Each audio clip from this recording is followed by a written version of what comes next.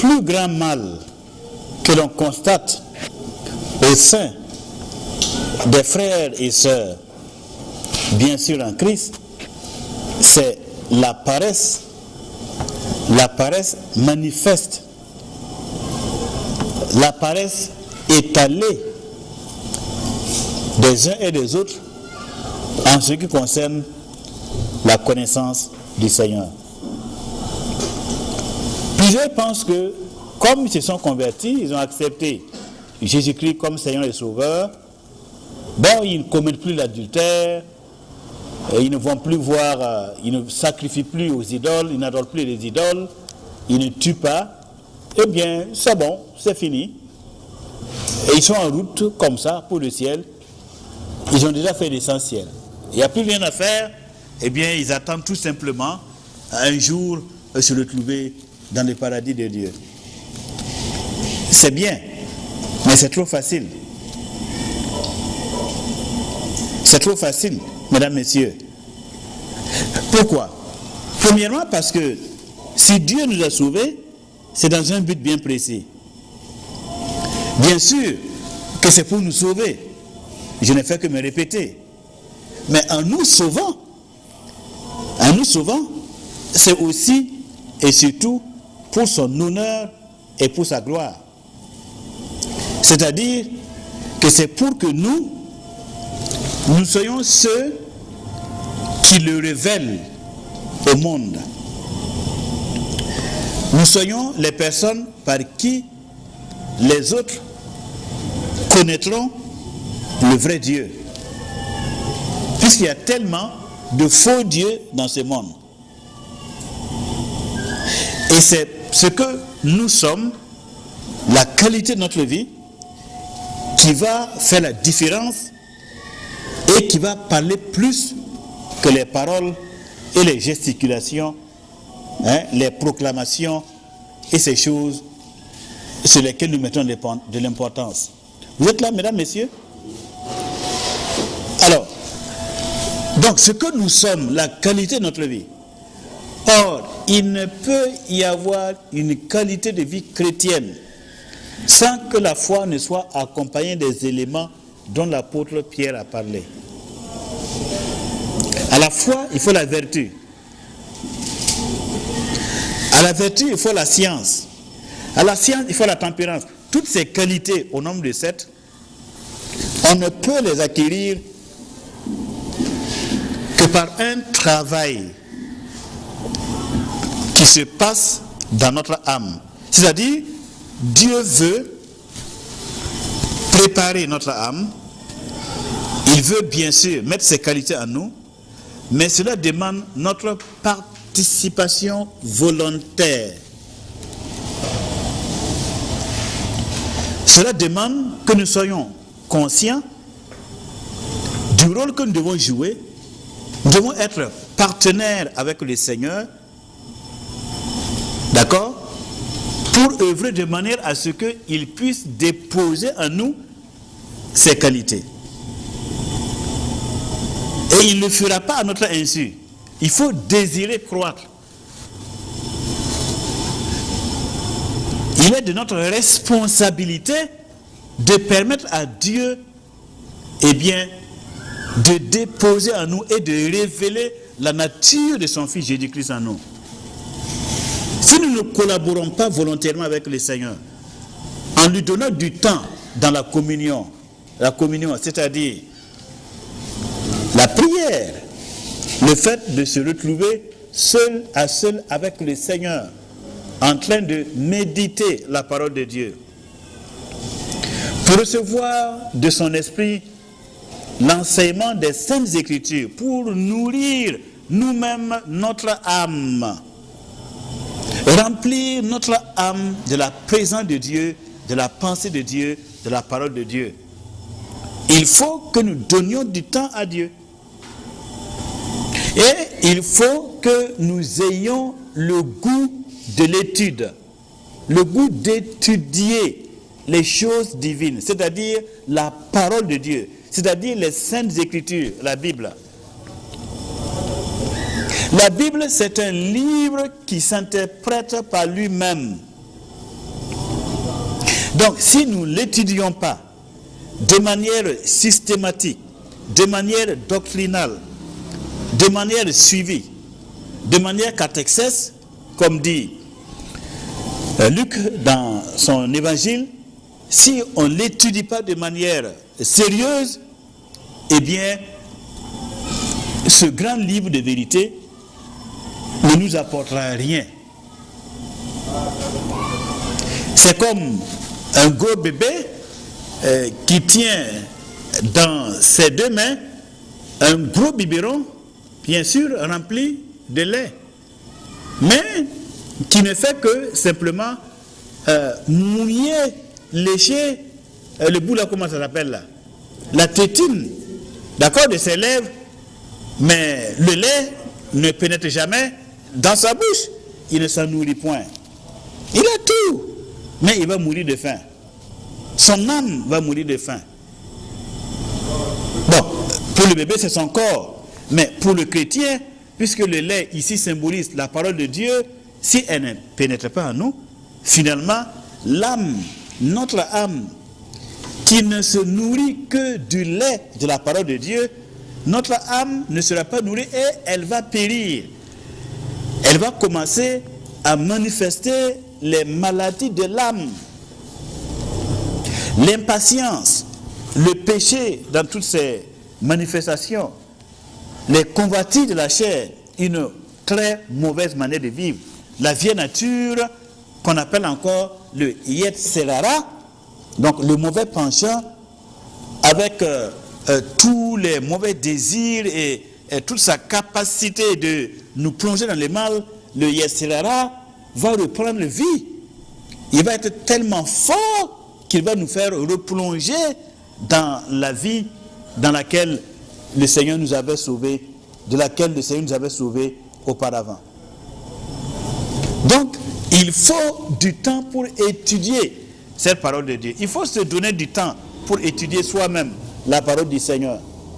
Mais bon nombre de chrétiens manifestent aujourd'hui une paresse intellectuelle excessive, maladive et très grave. Et c'est ce que l'on remarque pratiquement dans toutes les églises. Les chrétiens sont bien contents de chanter Alléluia, de chanter, de danser avec force, avec vigueur pendant les cultes, d'accord, sous l'effet de la musique, on est heureux, on est content, mais ça s'arrête uniquement que là.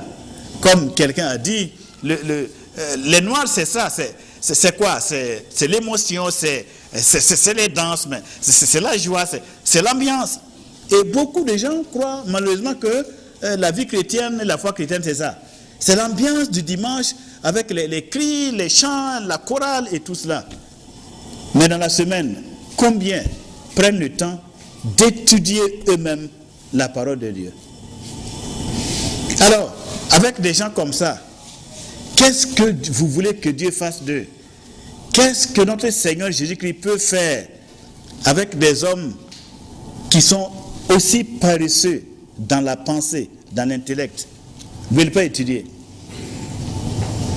Mais pour être quelqu'un dans ce monde, vous voulez être un ingénieur, mais il vous faut forcément étudier, mesdames, messieurs. Ingénieur pour les choses de ce monde. Alors, en ce qui concerne l'ingénierat pour les choses de Dieu, vous croyez qu'on y parvient comme ça? Un beau jour, on se réveille et puis on est un grand érudit, on connaît la parole de Dieu, on comprend les choses, on explique. Et on a passé la nuit à se pavaner, comme la Bible dit ici, on est oisif, on est stérile, on n'a pas de temps pour Dieu, on n'étudie pas, et puis paf, on devient un savant. Le monde marche comme ça fonctionne comme ça. Vous croyez à ça, mesdames, messieurs? Sans aucun effort, on devient quelqu'un ou quelque chose. Donc, évidemment, si nous ne mettons pas le prix qu'il faut pour être les personnes que nous voulons être, nous ne serons rien jusqu'à la fin des temps, même si Dieu nous donnait 1000 ans à vivre et que nous continuions, comme l'apôtre Paul dit, à être oisifs et stériles. On n'a rien à faire, on n'étudie pas, vous n'avancerez pas. Ce n'est pas sous l'émotion des chants et de ce que vous appelez onction là, qui va vous faire grandir dans les vertus dont nous parlons.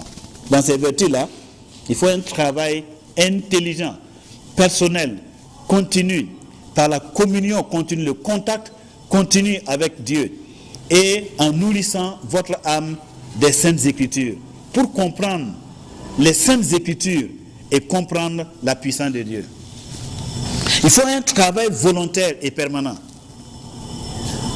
Si vous avez 100 ans à vivre, normalement, vous devriez passer 50 ans à étudier la parole de Dieu. La moitié de votre vie devrait servir à étudier la parole de Dieu. Pourquoi? Parce que l'homme de Dieu, celui qui croit en Christ, il fait partie de deux mondes. Il vit sous la tension de deux mondes.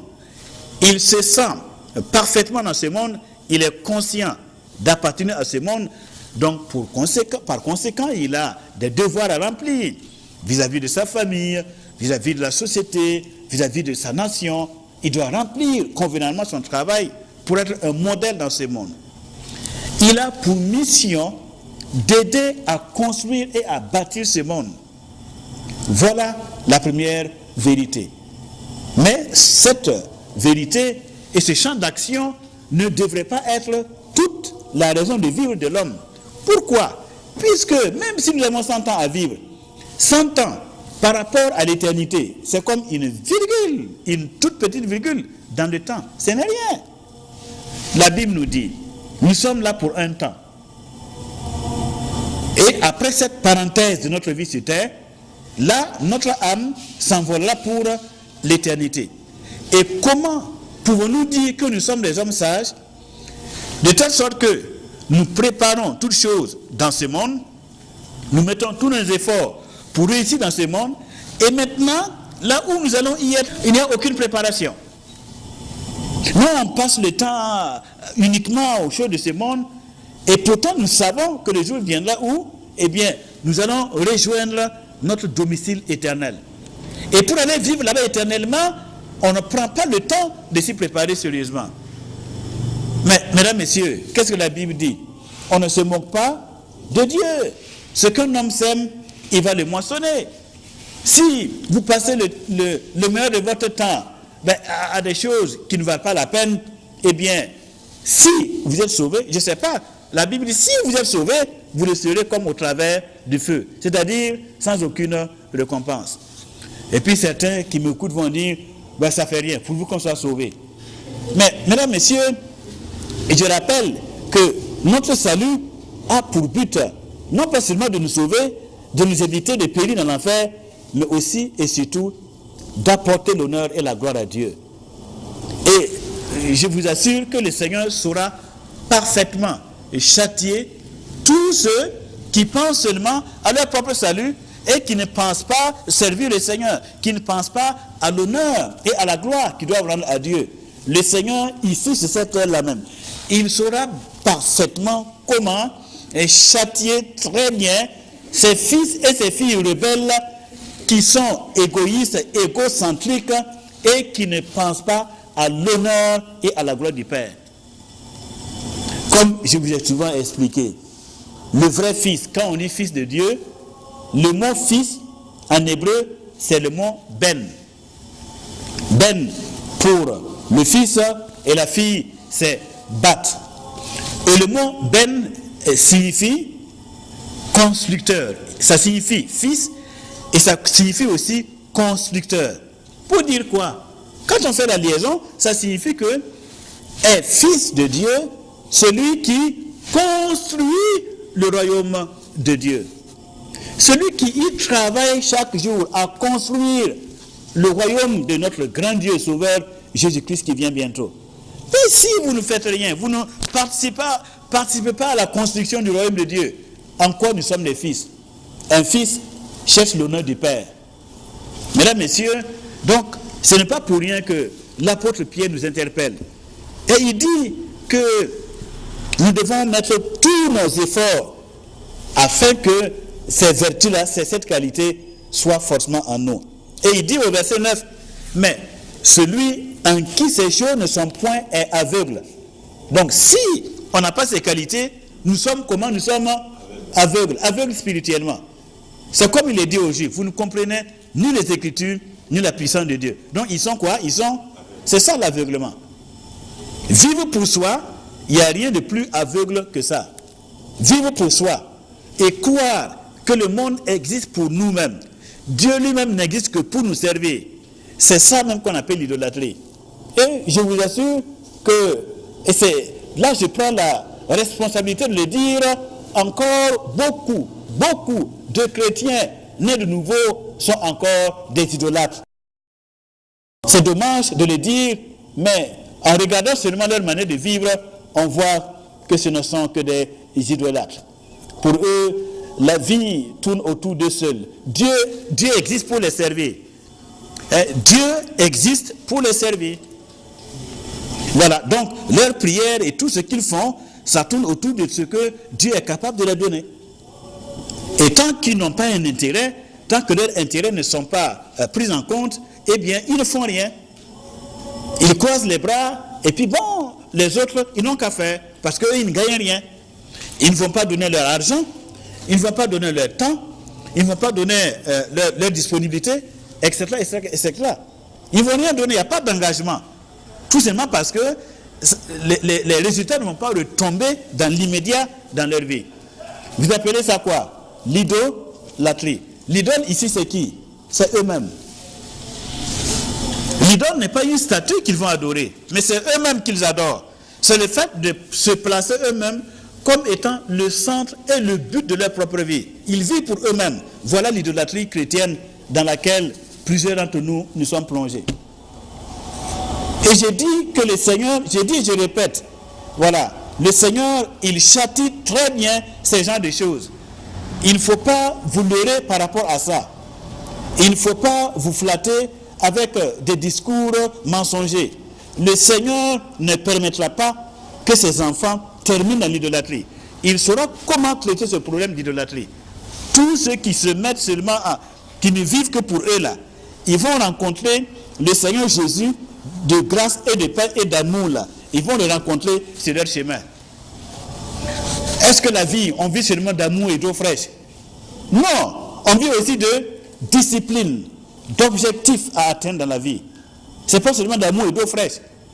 Jésus-Christ n'offre pas seulement de l'amour, de l'eau fraîche, des caresses. Non, ce n'est pas ça seulement. Mais il châtie très bien, très fort. Et quand il doit nous châtier, il ferme bien les yeux et il châtie pour que nous puissions revenir à des sentiments meilleurs, pour que nous puissions porter des fruits. Et vous voyez dans l'Apocalypse, il dit très bien à certaines églises, je n'ai pas trouvé tes œuvres parfaites devant mon Père. Et il dit, répands-toi et reprends tes premières œuvres, car je n'ai pas trouvé tes œuvres parfaites devant mon Père.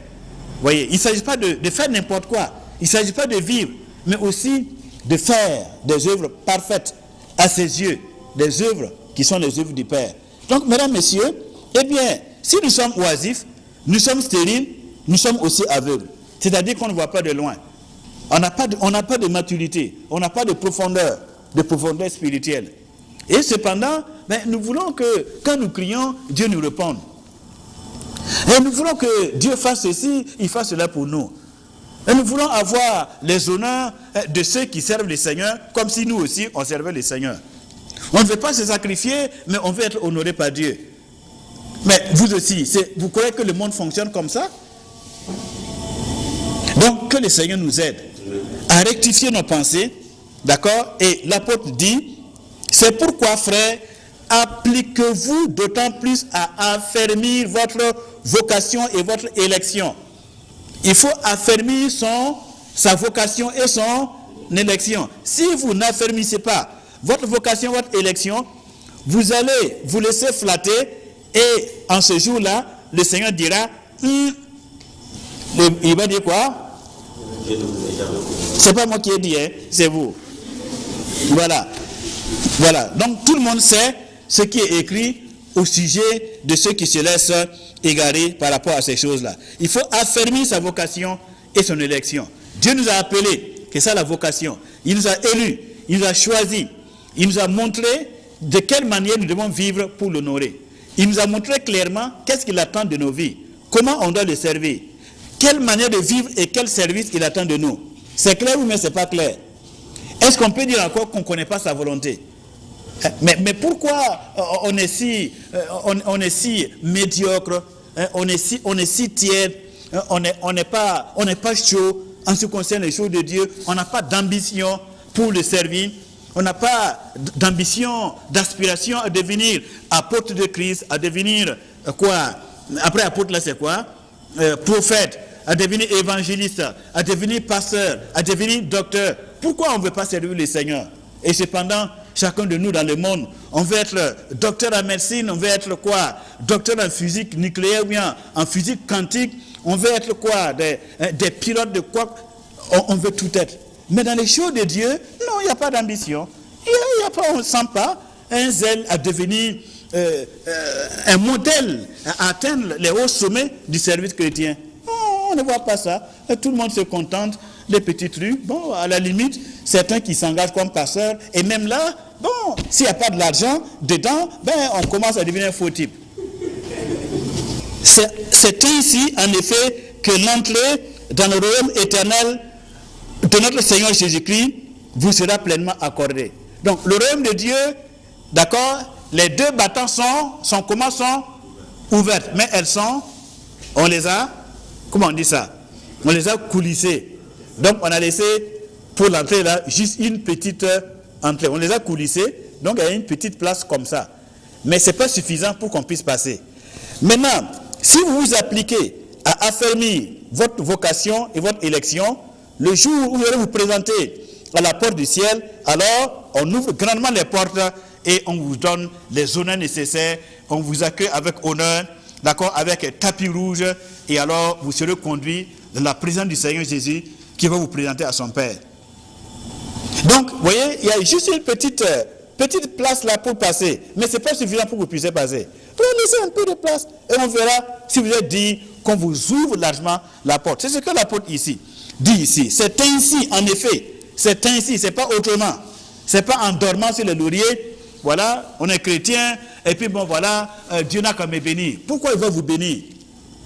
Hein? Dieu n'a qu'à faire ceci, faire cela pour moi, pour vous. Pourquoi il va faire ça pour vous? Et vous faites quoi? Vous vivez une vie, une existence inutile, puisque vous n'apportez rien à Dieu, n'apportez rien à son royaume. Alors, et lui, il existe pour vous apporter tout le bonheur, vous donner les biberons tous les jours, hein, et quand vous chiez, il vous lave, et puis bon, vous prend sur le dos, et la vie c'est comme ça éternellement. Non, mesdames, messieurs, cherchons à être des hommes, à être des serviteurs de Christ. Et l'apôtre Pierre ici se présente comme serviteur du Seigneur Jésus-Christ. Il ne se donne même pas le titre de serviteur de Dieu. Il se dit serviteur de Jésus le Christ. Vous allez me dire, bon, voilà, pasteur, qu'est-ce que tu dis? Jésus-Christ est Dieu. On sait ça. Mais ici, là, il y a révélation. Il y a une révélation pour laquelle il ne dit pas directement, je suis serviteur de Dieu. Il dit serviteur de Jésus-Christ. Il fait référence à quoi? À la croix de Christ.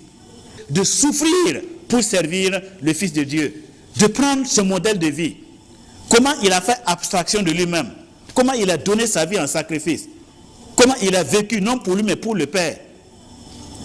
Et la Bible dit qu'il a été serviteur des circoncis, d'accord, pour prouver la véracité de Dieu, en confirmant les promesses qui ont été faites au Père. Christ est venu comme serviteur. C'est lui le serviteur de l'Éternel. Et nous maintenant, nous sommes serviteurs de Christ. Et le serviteur n'est pas là pour chercher des choses qui lui plaisent. Ce n'est pas un roi, le serviteur.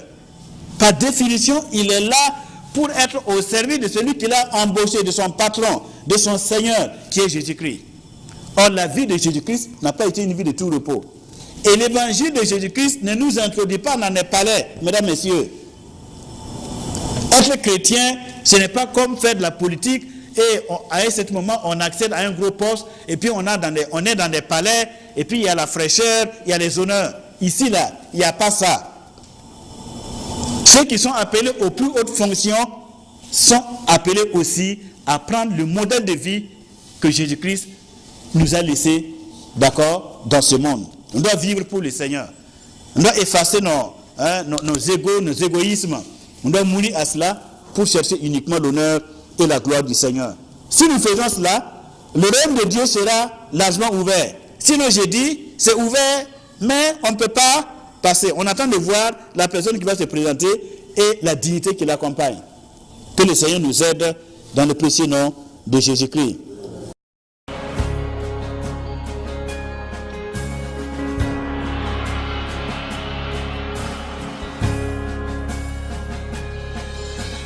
À toi la gloire, ô ressuscité.